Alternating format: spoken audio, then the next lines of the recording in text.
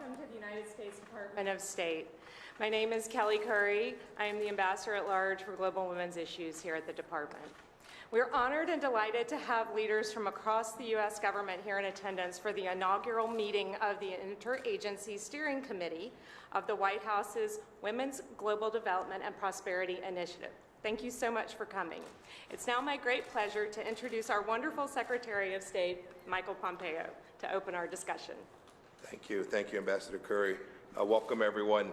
I'm thrilled to announce that Ambassador Curry will be heading this new WGDP unit that we're establishing here at the State Department. Congratulations to you.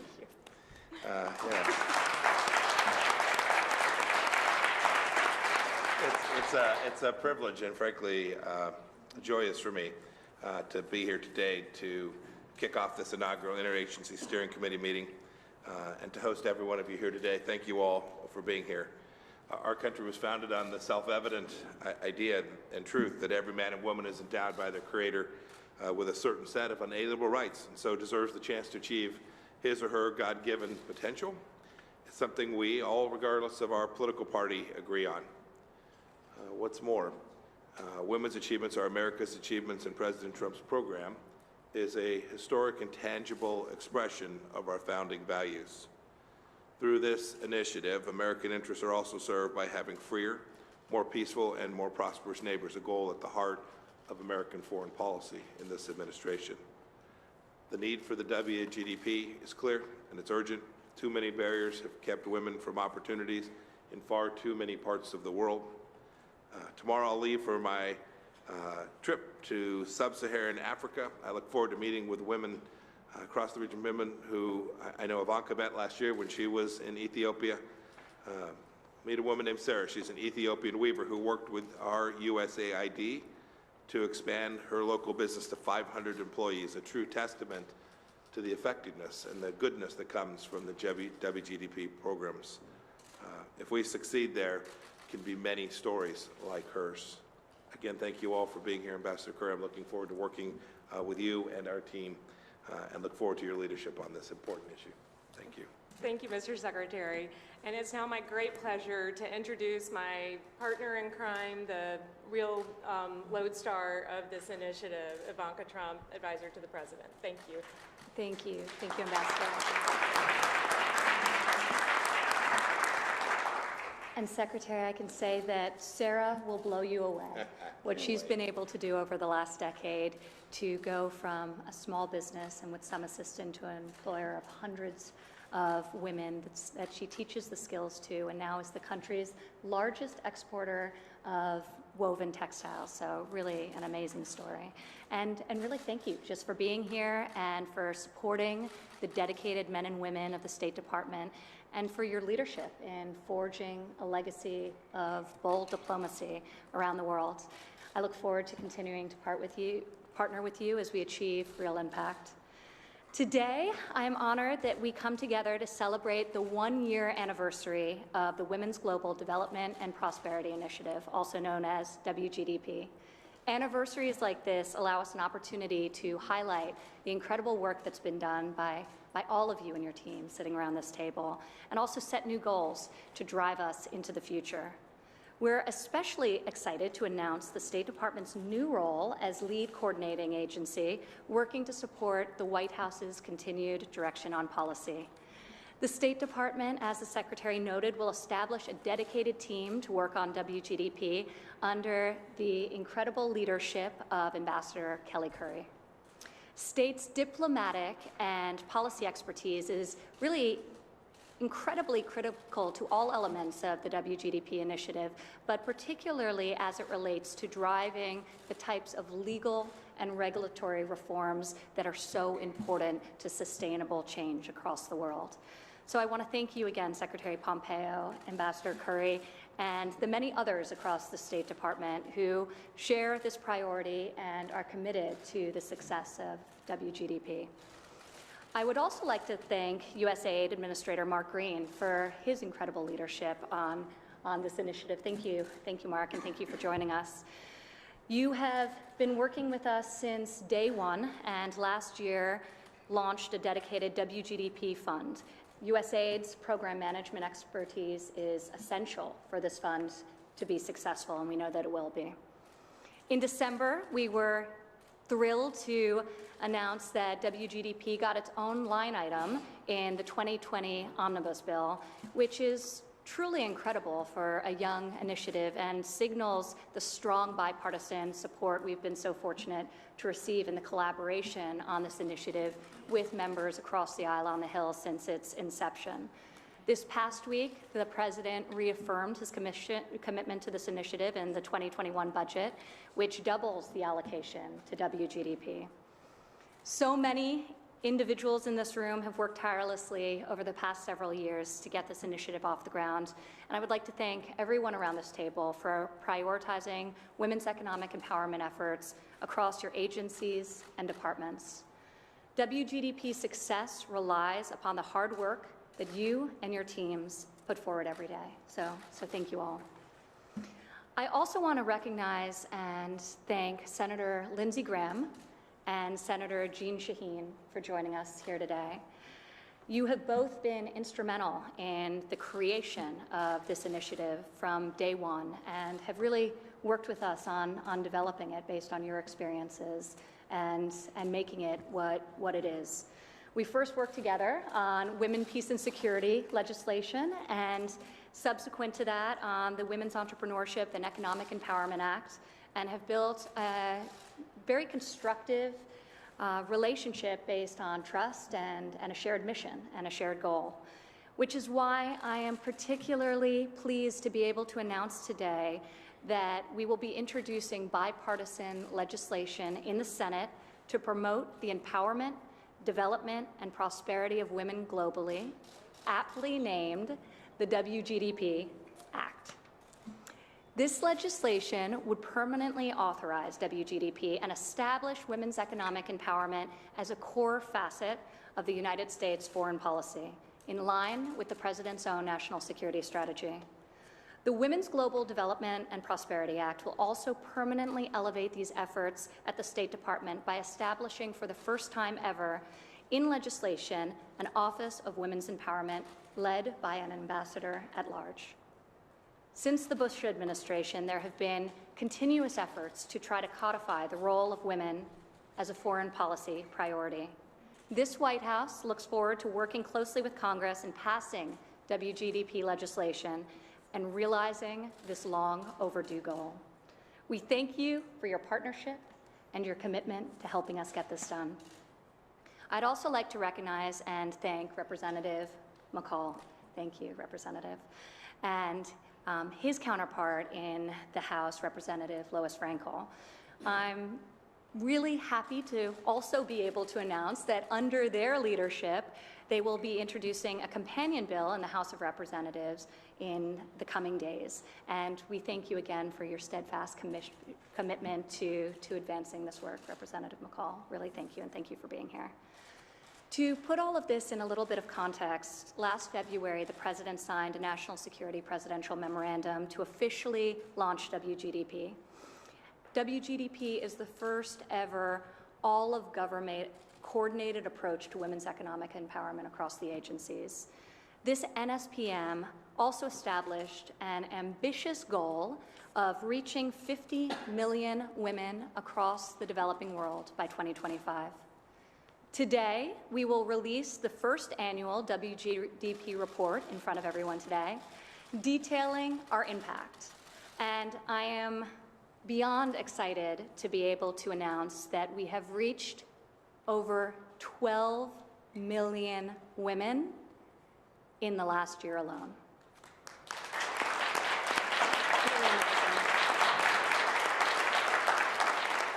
All of this through innovative new programs and projects across all three of the WGDP pillars, all of which is itemized in the report. One of the key components of WGDP is recognizing the role of both the public and private sector in achieving large-scale and lasting results. The private sector is just an absolutely critical partner in our mission as we seek to address barriers to women's economic inclusion. And I would like to call out a few of our partners that were with us from inception, including MasterCard, Visa, and UPS, for helping us generate this tremendous impact. These partnerships have made it possible to source and scale innovative new projects across all three of the pillars. Under Pillar 1, we are advancing workforce development and vocational education for women by equipping them with the necessary skills to secure jobs in their local economies and to enhance the productivity of the work that they are doing. We have launched programs like Women Connect, a call for solutions to improve women's participation in everyday life by meaningfully changing the way women and girls access and use technology. Through this program, USAID has awarded over $2.9 million to 12 grantees working to bridge the digital gender divide in their countries. In Pillar 2, we are empowering women to succeed as entrepreneurs. We know that women-owned or women-run businesses make up a third of small to medium-sized enterprises in emerging markets, yet some of the greatest obstacles to growth include insufficient access to capital, mentorships, and trading markets. Through initiatives launched by this administration, such as the WGDP 2X Challenge, we galvanized the rest of the G7 nations to join us in committing $3 billion to the world's women. And through the World Bank Women's Entrepreneur Finance Initiative, which the United States was a founding member of, otherwise known as WEFI, we have mobilized more than $2.6 billion to date from 14 separate countries. This weekend, I will travel with Ambassador Curry, World Bank President David Malpass, and IMF Managing Director Kristalina Georgieva to the WEFI Summit in Dubai. With the help of many in this room, we are making historic progress on closing the gender credit gap and empowering women entrepreneurs to create jobs in their communities and growth in their economies. Finally, and very importantly, maybe the most importantly, Pillar 3 recognizes the central role of a legal framework that enables women to thrive by eliminating legal and societal barriers that prevent women from fully participating in the economy. Today, in 90 countries around the world, there are still laws on the books that restrict women's ability to work in the same jobs and sectors as men, oftentimes the predominant industries in those countries and communities. In 75 countries, there's at least one law that prohibits women from owning, managing, or inheriting property. We can and we must address these discriminatory laws and regulations. To that end, two of the most significant milestones we have seen in WGDP's first year are that the governments of Côte d'Ivoire and Morocco each amended laws to promote women's economic empowerment through addressing women's property and land rights. We commend those governments for making these important and bold reforms. The United States stands eager and ready to work with every country willing to take action to address discriminatory legal and regulatory barriers that hold women back and impede economic progress for all. In a landmark report that was also issued today, the White House Council of Economic Advisors, and thank you, Thomas, for being here, estimates that fully addressing the 5 legal barriers of WGDP, accessing institutions, building credit, owning and managing property, traveling freely, and removing employment restrictions could increase annual global GDP by $7.7 trillion, 8.3%. It's a really amazing report, and we suggest that everyone take a close look at it. In the coming year, we can work to empower millions of women to lift their families out of poverty, to grow the economies in their country, to reduce dependence, and to deliver on the promise of greater peace and prosperity. I look forward to working with each of you around this table as we advance this ambitious goal. And now I would like to turn it over to my dear friend, Senator Graham, to follow up with a few words. Thank you, Senator. Well, thank you very much. I don't know where to start other than just say thank you to Ivanka and her team for not taking no for an answer. It's just so much easier to pass this bill than it is to meet with her all the time. Lindsay, it's genetic. And you have a determination that's good for Washington. To Secretary Pompeo, thank you for putting the full weight of the State Department behind this initiative. This idea needed a home, and I think it's found a good home here because you will nurture it and make it grow. To Jean, We live in tough, turbulent times. You're always somebody that is willing to work on things that matter. You have the ability to compartmentalize. It's healthy for the country. I really do appreciate working with you. And what we're trying to accomplish here is to memorialize this in legislation. So this just not one administration's idea, it becomes the United States government's standing commitment to women. And that's where the bill matters. By making it a part of our law, it will be passed on from one administration to the other. And very quickly, I've been to Iraq and Afghanistan pushing 60 times. And what do you learn over and over again? That when a mother's voice is silenced, it's not a very good place to live. When a woman's future is determined on the day she's born and there's no hope, it's a very discouraging place. So to fix a problem, you have to identify it. We've got a lot of good programs. Feed the Future. President Obama is trying to make Africa more self-sufficient when it comes to food. PEPFAR by President Bush to get ahead of an AIDS epidemic that saved millions of young Africans from certain death. Power Africa to make sure that Africa can grow economically by having affordable power. But the one thing I can say above all else is that the way a nation presents economic opportunity to women will determine their future and ours. To those who wonder, why does this matter to you in South Carolina? I promise you, in places where women can be part of the economy, we have more customers. In places where a woman can have a say about her child's future, you'll have peace. In a place where they're treated poorly, put in soccer stadiums for sport, mass raped under the name of religion, our soldiers will soon go there because that ideology will eventually come here. This goes to the root cause of the problem. It could be 1120 in a lot of countries in this world, even though it's 2020. Imagine a world where your daughter cannot inherit property, that your wife or your sister can't go to the bank and borrow money, and education opportunity is closed simply because you're a woman. So what will we do? We will create a program to empower women and hold governments accountable who refuse to recognize the value of a woman's voice for their society and the benefit of mankind in general. Of all the things I've been part of, this could be the most consequential. And you have my commitment to make sure it's done this year, and long into the future, this program will be maintained, nurtured, and will grow over time. Thank you all. Thank you, Senator Graham. Your commitment to this is inspiring, and I hope it inspires your fellow senators to get behind this initiative. And with that, I want to turn things over to Senator Shaheen, who has been such a rock star in leading this bipartisan effort. Thank you. Thank you very much, Ambassador, and I'm pleased to be able to join all of you in this whole-of-government approach to addressing the challenges that women face globally. I appreciate, Ivanka, your leadership on this issue. And, you know, as noted in the 2014 report from the World Bank, on virtually every global measure, women are more economically excluded than men.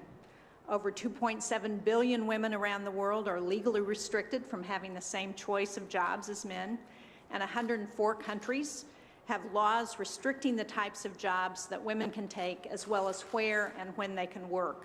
That number is a little different than the number that Ivanka used, but I think it's because it defines it a little differently. But regardless of whether it's 90-some countries or 104 countries, the point is too much of the world still discriminates against women. And the impact of economic inequality is not borne by women alone, as Lindsay said so eloquently. Communities and countries and the global economy are all hurt by the fact that women are not allowed equal opportunities. Research estimates that closing the gender gap in the workforce could add as much as $28 trillion to the global GDP by 2025. And if women achieve pay equality with men, this human capital wealth would increase by over $100 trillion, according to the World Bank. So I'm excited to be joining Senator Graham in this legislation. I I think there is a lot of bipartisan support, as Lindsay said, for this kind of an initiative. And if we can get it off the ground and actually enshrine it in legislation, it will continue in future Congresses in a way that will make a huge difference around the world. To achieve global economic empowerment, we need a multi-pronged approach, which is what this legislation proposes, that incorporates women and girls' rights, education, protection, and empowerment in order to truly help women and girls succeed.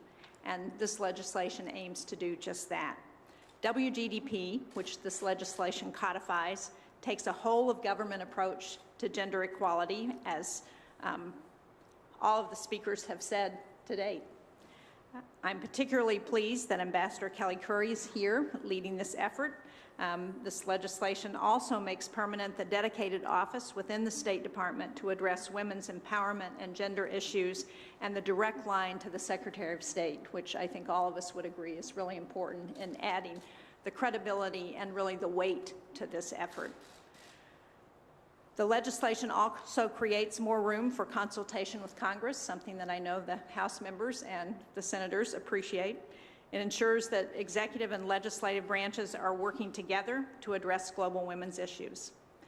And as everyone has said, U.S. leadership on women's empowerment is absolutely critical. The U.S. must continue to be the standard bearer on gender policies, best practices, development programs that support over half of the world's population. So thank you all for the work that you're doing. I look forward to joining you and continuing this effort. Thank you. Shaheen. Thank you, Senator Shaheen, again for your leadership. And now I'd like to recognize Representative McCall for some Thank you, remarks. Ambassador, and thank you, and congratulate you on your new position. And Secretary, it's an honor to be here with all of you to celebrate the one-year anniversary of the Women's Global Development and Prosperity Initiative. Last year, I had the honor to travel with Senator Lindsey Graham and Ivanka Trump to Côte d'Ivoire to launch this important effort. And the energy and excitement around this initiative was incredible. And Ivanka, you are a rock star, and you're a rock star over there. And I'm so proud to support you in this critical work. You set a deadline, as Lindsay mentioned, and we met that deadline. I'm proud to say that. And in this partisan and very polarized time in our government, there are very few things we get to work on that earn such bipartisan support. And Senator Shaheen, thank you for your work on this as well. When I look at the esteemed guest here today, it's truly an interagency, bicameral, and bipartisan effort. That is because we know the impact that we are having here today. When a woman is empowered and an active participant in her community, the economy and society, we know that countries are more stable and more prosperous. That's why Lindsay and I passed the Global Fragility Act to stabilize these destabilized nations. To me, that gets to the root cause of the problem of extremism. When Secretary Pompeo talks about fighting instability and terrorism, when Mark Green talks about supporting a country's journey to self-reliance, when Larry Kudlow talks about opportunity for U.S. business investment. I think this effort to empower women is central to all these U.S. foreign policy objectives. This is a national security issue. The biggest threat, in my judgment, to extremism is an empowered woman. And that is why WGDP sets a goal to reach out to 50 million women. Think about that, 50 million women globally in developing countries by the year 2025. So I look forward to working with all of you to not only meet but surpass that goal. And I applaud my friends here today, particularly the Senators Graham and Shaheen, for today's introduction of the WGDP Act. Building on the success of WE Act last Congress, this legislation will codify the important interagency coordination and senior leadership dedicated to advancing this work. And most importantly, in the House, I'm currently working with my good friend Representative Frankel and Chairman Engel, and we will introduce the House companion to this legislation in the very next few days. And I will take everyone working together, this interagency, the NGOs that Mark works with, and advocacy organizations and private sector partners to get this done and on the President's desk. And I look forward to that great day where we'll be sitting in the Oval Office having this bill, important legislation, signed into law. Thank you. Thank you, Congressman. We really appreciate the support from our separate and co-equal branch of government. Thank you very much. And on that note, I'd like to turn You said co-equal, right? I said separate and co-equal. We'd like to turn now to our WGDP Steering Committee co-chairs, National Security Advisor Robert O'Brien and our National Economic Advisor Larry Kudlow, to make some brief remarks. Thank you. Larry, is that you? You're starting and he's going after you. Always. It's great to be back at the State Department, and Secretary, thanks for having me back, and it's wonderful to see Ambassador Curry with this a colleague, and she's going to be fantastic in this new position. Ivanka, congratulations. You and the Secretary have taken an enormous step with this initiative, and your leadership is on a global stage is amazing. It's something I see reflections of as I speak with my colleagues around the world, and they're asking for presidential visits or presidential calls. I get just as many requests for Ivanka to come and visit the country. Don't tell that to the president, your leadership is making an impact around the world, and it's recognized. So women's empowerment and development is a national security issue. It's a national security matter of the highest importance. And the reason for that is that societies and countries and nations where women fully participate in the civic affairs, the political affairs, and the economic affairs of their nation, those are countries with which the United States will have great relations. And that's why we've incorporated this initiative into the NSC process. This is a fully vetted NSC process that, as Ivanka pointed out, led to a national security memorandum from the President of the United States. And so you have the full support of the National Security Council. Of course, you know this, you have the full support of the President of the United States. And I'll just finish up and echo a comment that Senator Graham and Senator Shaheen and Representative McCall said. In a very polarized city, in a polarized country, we need these initiatives that will bring Americans together. And this is one of those bipartisan initiatives where every American can get behind it. It's something for us to feel good about as a country, and it's an initiative that we can feel good about as Americans rolling out across the world. And that makes us safer, it makes us more secure, and it's going to make for a better world. So thank you, Ivanka. Thank you, Mr. Secretary, for your leadership on this initiative, and you have our full support. Thank you, Secretary Pompeo. Thanks for hosting. Ivanka, great job. Lots more work to do, but we appreciate everything you've done. Thank you to the two senators for sponsoring bipartisan legislation, which can be a wonderful thing. It was the last time I was in this town. We're a little short now, but if you can boost that, it's a heck of a good thing. I agree with Lindsay. I want to say that success in leadership starts at home, and in the administration, we often talk about the blue-collar boom that's going on in labor markets, but there's also a women's boom going on in labor markets. And if you just bear with me for some numbers, women's unemployment rate is 3.6%. That's a 66-year low going back to 1953. 72% of the jobs created last year went to women. 59.1% of the jobs since the 2016 election went to women. In December 2019, the share of women working hit 55.7%, several percentage points ahead over the past couple of years. The labor force participation rate for prime age working women hit 76.8%. That's up several percentage points in recent years. Women now account for over 50% of the workforce. So men are once again a minority group. Over the past 3 years, median weekly earnings for working age women, defined as 16 years plus, median weekly earnings up 3.6% at an annual rate, compared to only 2.1% annually during the prior 3 years. These are impressive numbers. So there is a women's boom going on, as well as a blue-collar boom. Under Ivanka's leadership, of course, as everyone has said, we're helping to work towards full access to credit and traveling freely and legal rights to own property and start businesses and work in the same industries. And I've heard a lot of great GDP forecasts today. CA, I think, was 7 trillion and change. I prefer Senator Shaheen's number. It was 28 trillion. I believe in the optimistic law of big numbers.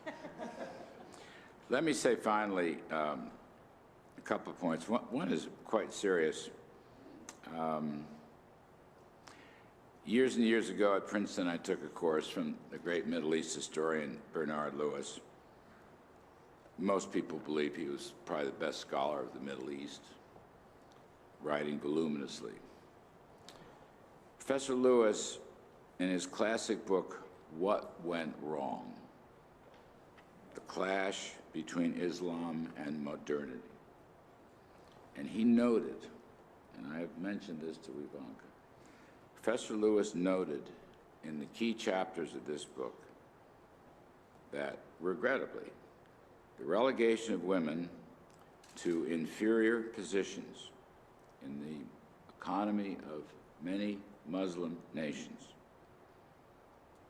where women were not allowed to work,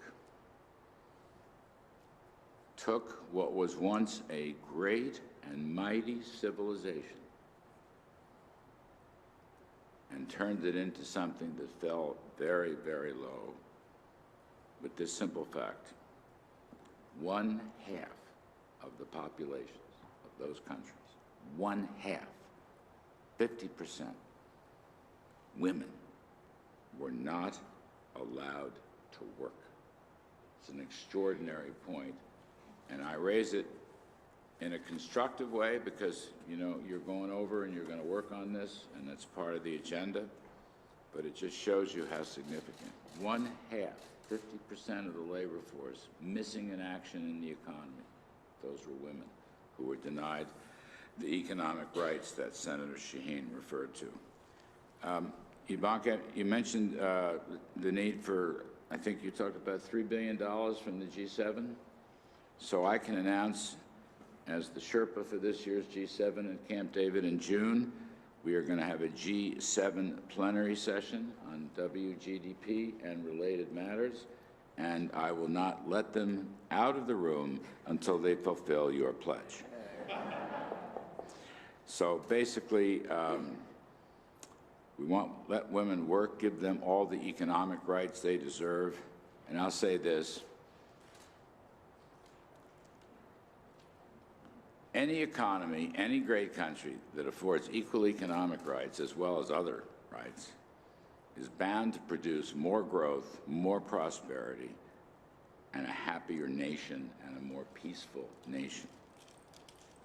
Of course, I know that women are smarter than men. I learned it years ago. This just gives me a chance to work on that project. Thank you, Ivanka. Thank you so much, Director Goodloe. And as you can see, I've got such wonderful partners at the White House. I don't know how we could possibly not succeed with this. With that, and that's a perfect segue to our next speaker, the Secretary of Labor. So thank you, Secretary Scalia, for joining us today. Thank you, Ambassador Curry. It's a pleasure to be here today to celebrate the one-year anniversary of the Women's Global Development and Prosperity Initiative. I'd like to thank Advisor Trump for her leadership in the initiative. And when you talk about Ivanka and leadership, you actually mean that. You mean that it's a project that's going to be approached with determination, thoughtfulness, thoroughness, resolve, and results. I'd also like to thank Secretary Pompeo for hosting this event here today. As Larry mentioned, last year was a very good one for women in the United States economy. Just to touch on a couple of the points that he mentioned, unemployment for adult women reached a low last year that we had not seen since 1953. And according to the data that we have at the Department of Labor's Bureau of Labor Statistics, as you heard, since December, there are now more women than men in the U.S. labor force. You know, that said, just as we recognize that there's still more to be done in this country to ensure equal opportunity for women. So we know it's all the more urgent that elsewhere in the world that women have the kind of opportunities that I'm describing to you. At the Labor Department, we're very proud to be part of the WGDP effort. Our role in this initiative is, in a sense, an extension of things that we already do. This year, we're celebrating the 100th year anniversary of our Women's Bureau, which focuses on empowering women in this country through economic opportunities. And our Bureau of International Labor Affairs engages in efforts full-time to combat human trafficking, to save women around the globe from dangerous and devastating situations. I'm pleased to be joined today by the Deputy Undersecretary, Martha Newton, from ILAB. Martha, thank you for what you do. In the countries we focus on, women face discrimination.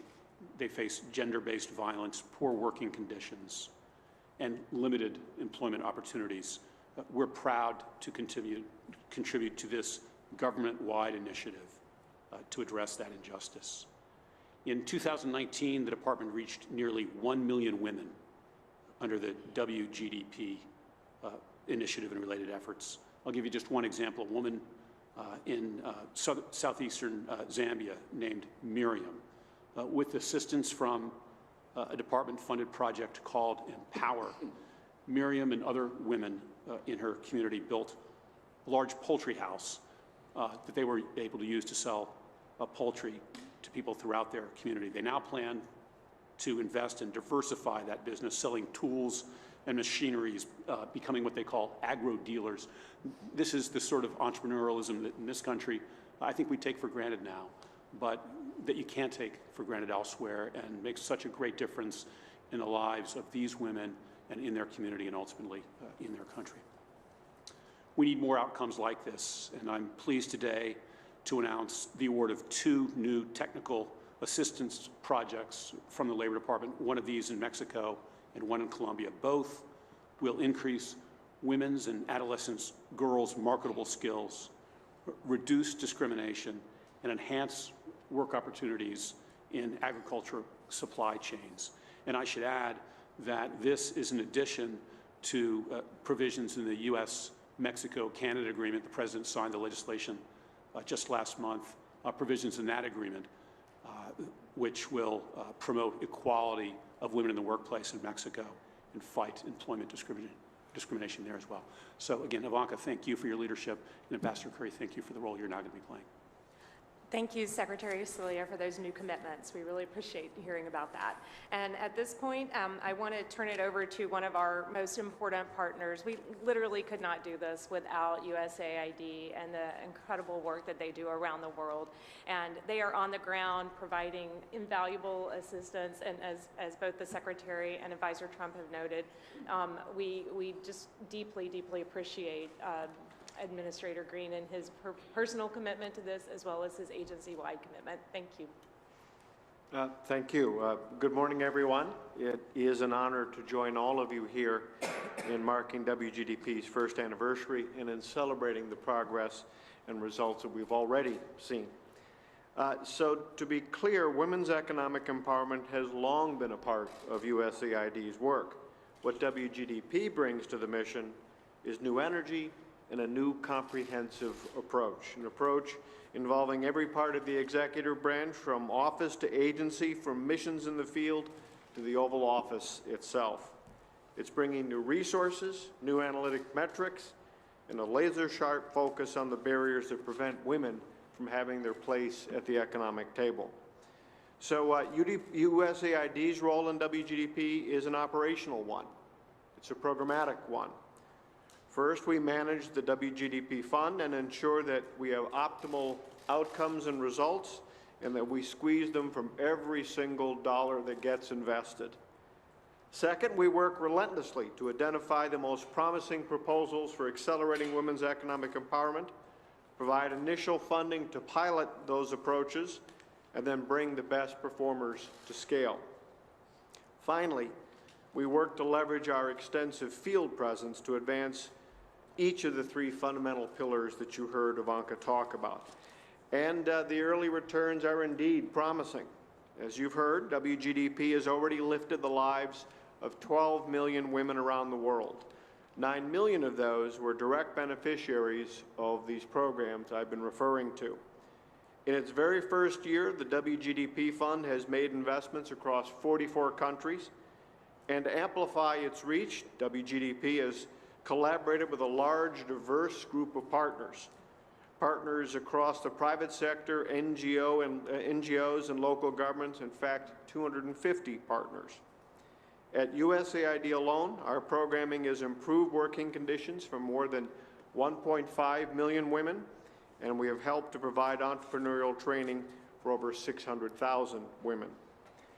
But the numbers don't really begin to tell the story of WGDP's emerging impact.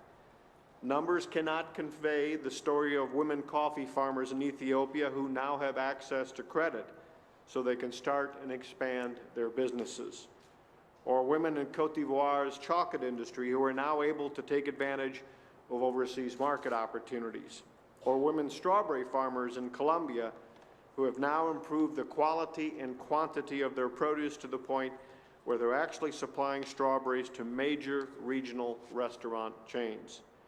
And numbers don't begin to capture the joy I heard in the voices of these women as they proudly told Advisor Trump that because of WGDP, they are now able to chase their dreams. Or the pride Ivanka must have felt as WGDP's architect, to realize that all of that hard work, and with due respect to those sitting on either side of me, all the time spent up in Capitol Hill, but to realize that that really has made a difference in very practical ways in the lives of people a long way from the Beltway. It's important to note that WGDP's outcomes are not USAID's, not by a long shot. WGDP works hard to tap into existing local networks. It's also forged partnerships with successful American companies that recognize that their business interests are best served when women are empowered around the world. Great companies like Pepsi, Mars, Visa, and others. So there's a lot to celebrate. And the stories that I've given you are just a small sampling of the work that's already underway under the first year of WGDP. They are a fraction of the ideas and proposals we've been receiving from partners and potential partners. Finally, there's one other aspect to USAID's role in this initiative, and that's working with the State Department to institutionalize this. There are lots of good ideas out there, and there have been throughout history, and they tend to last just about as long as an administration.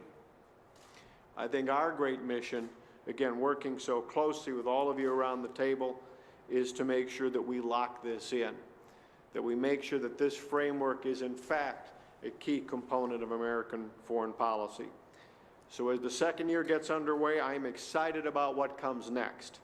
Innovative programs, empowered women, new economic energy, really and truly, the best is yet to come. Thank you. Thank you so much. We really appreciate all of that.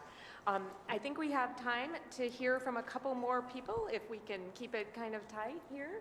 And so now I'm going to turn it over to our acting vice chairman and our acting chairman and vice chair of the Council of Economic Advisors, Phillipson, to give us a little bit of information about the new report that Advisor Trump mentioned. So thank you. Yeah, thank you. And thanks for having CA participate in this important effort.